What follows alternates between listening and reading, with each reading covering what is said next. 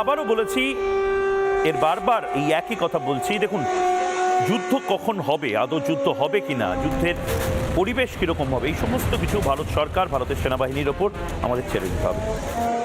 আমরা দেখতে পাচ্ছি কিছু একটা বড় হতে চলেছে, এবং সে কারণে 1971 সালে যে মক ড্রিল হয়েছিল, যে ধরনের ব্ল্যাকআউট টেস্ট হয়েছিল, অর্থাৎ গ্রামকে গ্রাম, শহরকে শহর কারেন্ট অফ করে দেওয়া হবে, এবং সেই সময় বিভিন্ন মানুষ যাতে সুরক্ষিত থাকে তার পরীক্ষা চালানো হবে। যুদ্ধ সুরক্ষা মহড়া শপিং মল থেকে শুরু করে, স্টেশন থেকে শুরু করে বিভিন্ন জায়গাতে নেওয়া হবে, এবং সেটা কাল আপনার শহরেও হয়তো আপনি দেখতে পাবেন।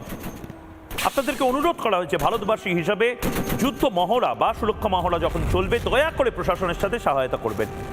একদিকে যুদ্ধ সুরক্ষা মহড়া, অন্যদিকে পিনাকার বিক্রম। এই পিনাকা হচ্ছে ইন্ডিজিনিয়াস, অর্থাৎ ভারতে তৈরি করা মিসাইল।